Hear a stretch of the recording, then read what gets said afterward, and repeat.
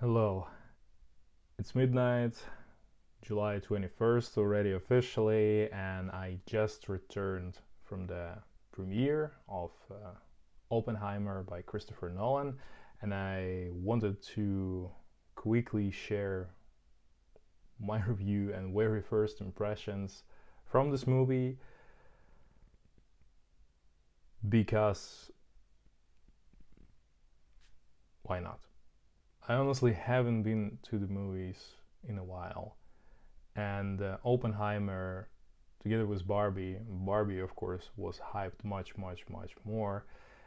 And I almost forgotten because of all this hype train and cloud around the Barbie movie that Oppenheimer is also releasing on the same date. And only probably because of that meme and the memes that started to appear that they are both released almost on the same day. Barbie was released a day earlier, at least in the Netherlands. I almost forgot about Oppenheimer. And I also forgot how Christopher Nolan is a wonderful director. I haven't watched the last of his, I think, three movies, and I didn't have any expectations from Oppenheimer. I think because the whole topic of nuclear war and arms race and war in general is really having a place in my not daily life but in my life, and a quite significant one. I felt sort of more compelled to watch that movie rather than the Barbie, which seemingly much more a light-hearted one. So my choice was made, Oppenheimer. I've recently made a review on The Cat's Cradle, which is partially inspired by the real life, and Oppenheimer sort of is one of the prototypes for the Honecker, who is the father of atomic bomb in the universe of Cat's Cradle. And while in Cat's Cradle we are living in the world after the atomic bomb was dropped, here in Oppenheimer we're really going through the process of the mind of this, one of the most at least influential scientists of his time, that also became titled the father of atomic bomb and being lead to the Manhattan Project, the development project for the atomic bomb in the United States. And despite the movie being 3 hours long, it is so fast paced.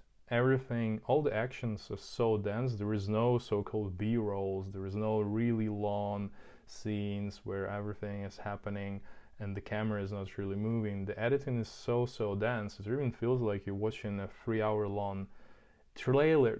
And by this I don't mean anything bad, because trailers usually contain important information about the movie for you to want to continue going to the cinema, purchasing a ticket and all of this. And this was 3 hour long trailer in the sense I personally couldn't take my eyes off the screen, and I am so glad I went to the IMAX, having this huge screen right in front of me. And I don't think there was a single moment I got bored from what was going on, and I think this is just something that coincidentally I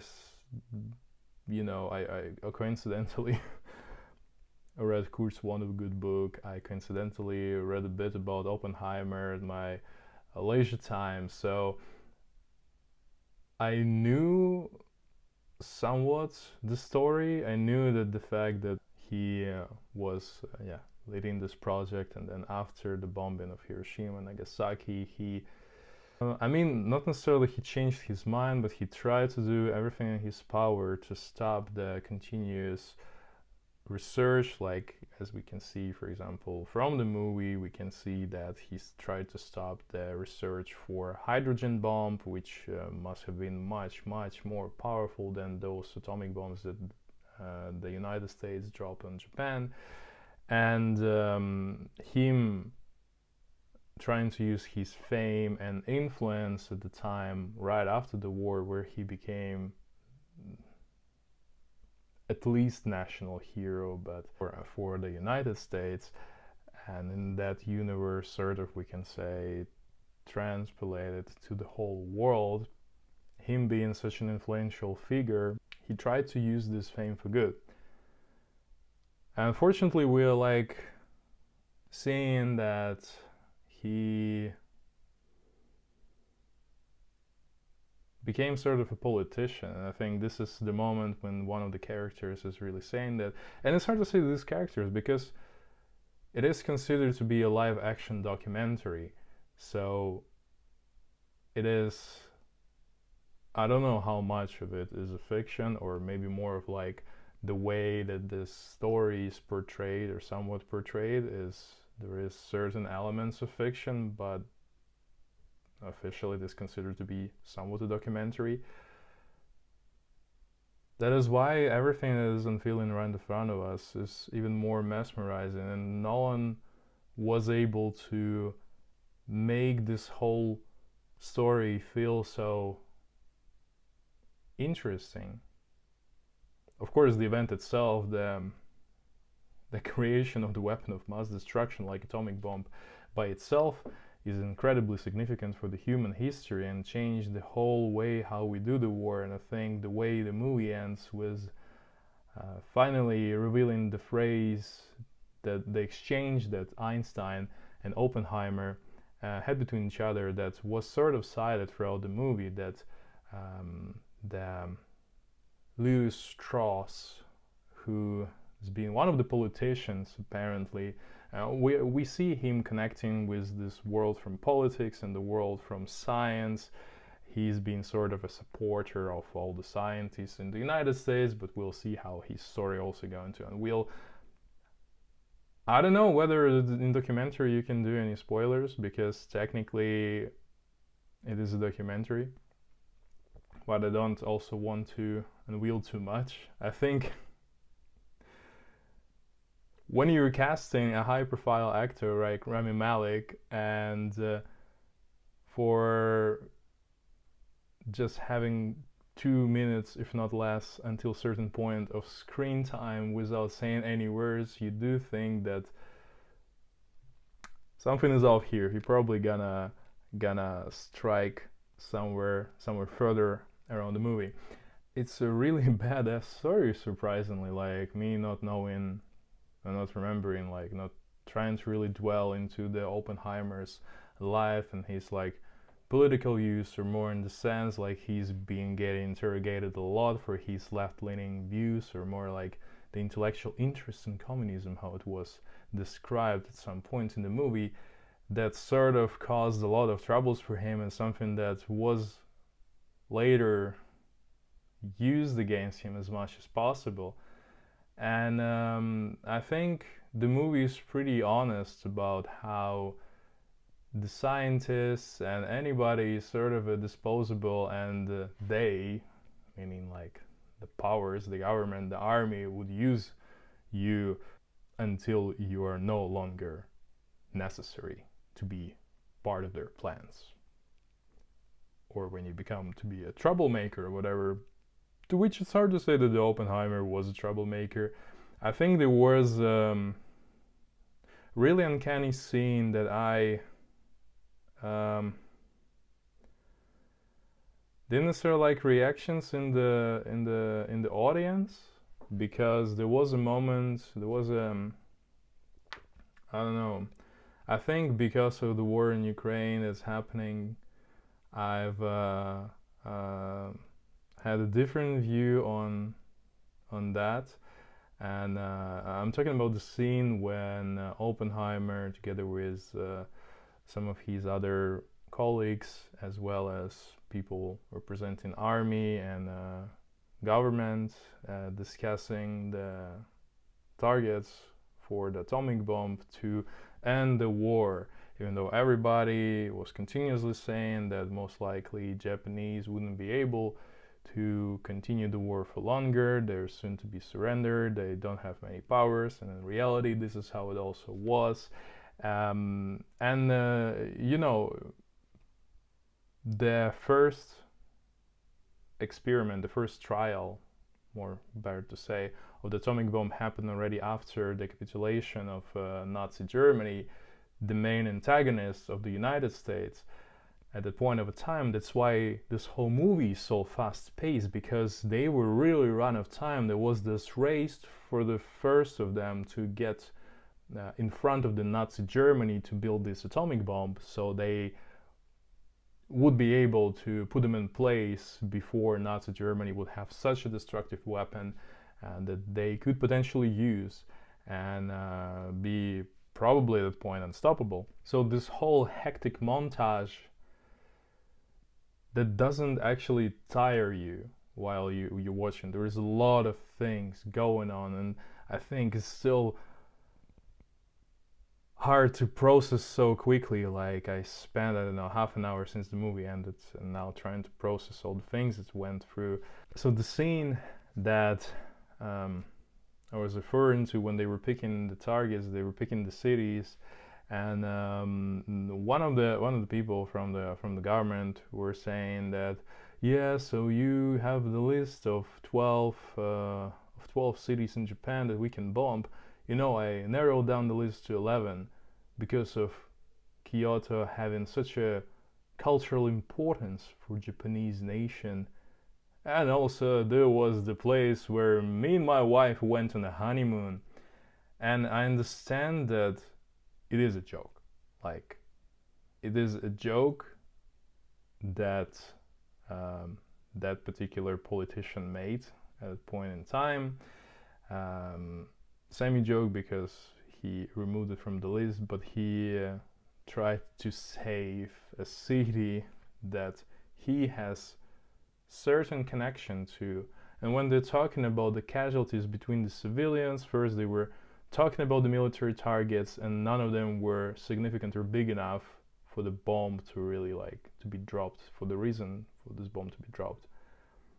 So the fact that they dropped two that instantaneously kill 110,000 people, and then throughout the days and weeks post that period there were up to 100,000 people who passed away from the consequences of those two drops as well. It's such a horrendous cynicism that probably, I think, people in the army just generally possess. And I think it's normally easier to distantiate yourself from potential killings, if not just that you are not the one pulling the trigger, so to say, but when you're talking about the number, a number doesn't have a name, number doesn't have a face, number is just a number to you. And when you're talking about the casualties, you see the number and you could be horrified once you're trying to portray in your head how many people you're talking here about, how many people would be wounded or just erased from the earth from moving forward. And the fact that Oppenheimer, the moment when the Trinity test happened, started to have these visions of people having heavy burns, and then him trying to, despite giving the speech that made the crowd ecstatic about them sort of winning the war by dropping these two bombs, you do start to sort of sympathize partially with Oppenheimer. He definitely is not a saint, and despite him at some point trying to be portrayed as a martyr of, I don't know, of atomic bomb, or just in this whole situation, he did what he did, and he tried what he could do at that moment already to stop this whole thing.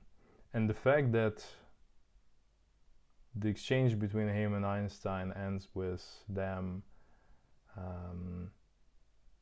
talking about the launch of the atomic bomb, not just in the essence of itself, launching the chain reaction that will never stop and destroy the Earth, but it was much more abstract in the sense it wasn't this particular bomb that would destroy the Earth, but this particular bomb would launch a chain reaction that would open an arms for,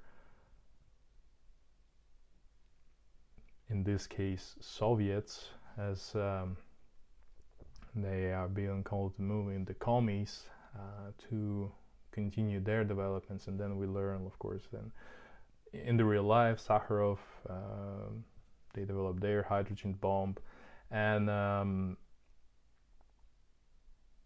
the chain reaction that the Trinity test, let's put it this way, launched, is a chain reaction of not the one that they hope for. And if I don't know how much they really believed that the creation of the atomic bomb would bring the peace to the whole world, because they would have a thing so powerful nobody would think about the war, weirdly enough. The history, 80 years almost since that event, proved that this at least was not the case, that the things doesn't mean anything for not humanity, but for those making decisions and acting in their interests. There was, of course, the whole thing going on with why the Oppenheimer started to lose his reputation to point of his like demise in the mid-50s, that we learning that this all going at the hands of one of the top-tier politician. And I think this is where we also can see the work of cinematography, and besides the montage that I already mentioned, the editing, the effect how they play with the colors in the scene, how we're going from black and white. And I think you would notice that when in all the scenes when we're talking about something black and white, there is usually the scene surrounding one specific character. And the closer we're getting further to the movie, we also see that Oppenheimer himself, who sometimes has been portrayed in this black and white filter, is now ending his all in full color, so to say, probably finding his redemption. And the work with sound, with the fact that, for example, during the Trinity test, when the speed of light was, of course, faster than the speed of sound, and then first we would see the explosion, and then moments later we would hear it, which was just generally an amazing work. And sometimes this random things that are popping sort of from the mind of Oppenheimer when he's imagining certain things to happen, these random explosions that are happening sometimes. This was something that was definitely continuously gripping the attention of the viewer. I thoroughly enjoyed this movie, and I think it's important with this movie in particular to learn and understand how the Cold War started, and maybe learn more from the perspective of the scientists, in the sense how they hoped their creation would bring the world peace, and most likely gonna bring the world's destruction. Well, that was a super improvised review, my post, cinema emotions, and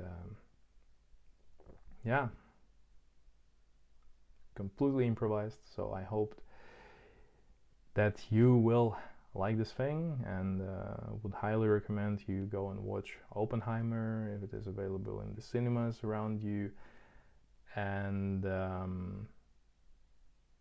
maybe just generally learn more about the Manhattan Project, or maybe Oppenheimer himself,